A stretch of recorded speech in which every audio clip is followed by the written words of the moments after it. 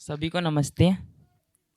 तो मेरा टॉपिक है मूल्यांकन और समीक्षा में क्या अंतर है।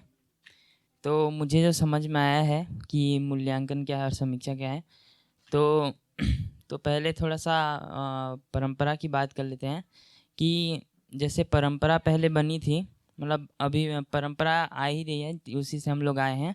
तो परंपरा है, तो उसमें जो मैंने समझा है कि उसमें लोगों की कामनाएं थी, जैसे बहुत अच्छी अच्छी कामनाएं थी कि कोई कोई चाहता था कि आदर्शवाद अच्छा हो, कोई कोई चाहा कि भौतिकवाद अच्छा हो। तो उसमें इन दोनों में से दो ही चीज़ें मिल पाई हैं। एक तो हमको अच्छी भाषा मिल गई है, जिससे हमारा अभी बहुत अच्छे से काम चल रहा है, और अभी बहुत सारी तकनीकें भी मिल गई हैं, उनसे भी हमारा बहुत सारा काम चल रहा है। तो मैं इसका मूल्यांकन सबसे पहले कर पाता हूँ कि हमारी परंपरा में जो भाषा और तकनीक दी हैं वो तो बहुत अच्छी ही दी हैं, और अभी जो हमको डिलीवर करना है कि अर्थ भी पता चल जाए लोगों को। तो ये मैं परिवार मतलब कि मूल्यांकन कर पाता हूँ परंपरा से। तो मुझे भी परंपरा से बहुत सारी चीज़ें मिली हैं भाषा और तकनीक के द्वारा।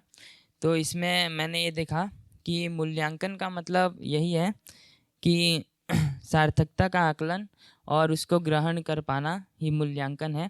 तो ये मैंने कैसे देखा कि मूल्यांकन मतलब यही होता है कि मूल्यों का आकलन हो जाए, और मूल्यों के आकलन के साथ जैसे बहुत सारे मूल्य हैं, 30 मूल्य हैं, और उसमें से स्थापित मूल्य 9 है, और शिष्ट मूल्य 9 है, और मानव मूल्य 6, और जीवन मूल्य 4, और वस्तु मूल्य 2 हैं। तो इन सारी चीज़ों का जैसे हमको मतलब इनको समझते ही जाते हैं, तो समझते जाते हैं तो हमको दिखाई देता है कि मतलब मैं जैसे मूल्यांकन में मेरा कैसे करता हूँ कि मैंने मैंने ये दो निष्कर्ष बना रखे हैं कि समाधान समृद्धि पूर्वक जीना है, ये मेरे निष्कर्ष हैं। और इनमें मैं जब भी देखता हूँ कि मैंने जिसको समझदार श्रेष्ठ मान रखा है, वो मेरा 100% रहता है हमेशा। और मैं देखता हूँ कि मैं कितने में हूँ। तो जब मैं मुझे चाहे पता रहता है कि -500 में भी हूँ, -1 में भी हूँ, तो भी मेरे अंदर उत्साह बनता है कि हाँ, मैं अभी इतने कम में हूँ, तो अभी आगे बढ़ने की यात्रा और तेज़ी से करनी पड़ेगी। तो ये मैं इस प्रकार से मैं उत्साहित महसूस करता हूँ खुद के अंदर। और तो मैं क्या कुछ चीज़ें कर भी पाता हूँ और कुछ चीज़ें नहीं भी कर पाता।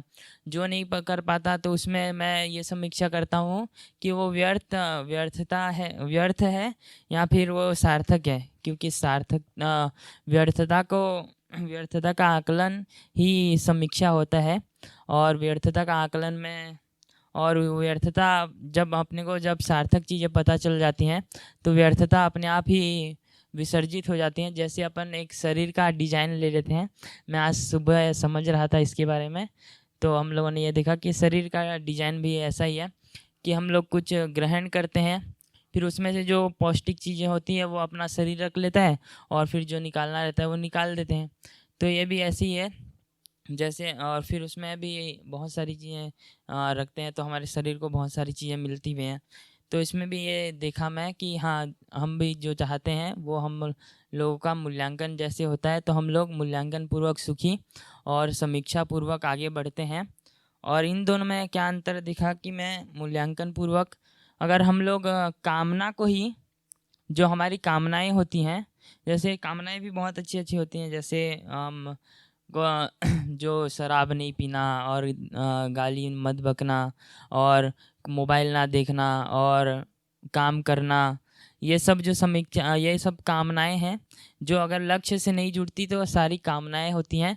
अगर हम कामनाओं को ही अपना समीक्षा मानकर उसी में अगर हम लोग सुखी होते जाते हैं, तो इसमें भी गड़बड़ होते हैं। तो मूल्यांकन बहुत ज़रूरी है हमारे आगे, मतलब स्पष्ट होने के लिए कि क्या हमारे अंदर चल रहा है।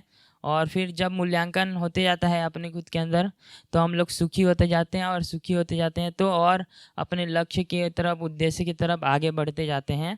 तो अभी ईमानदारी पूर्वक जीना अभी हो पा रहा है थोड़ा थोड़ा, और सारे लोग सहयोग कर ही रहे हैं। तो मैं इस तरीके से इसको देखा, मूल्यांकन और समीक्षा में अंतर।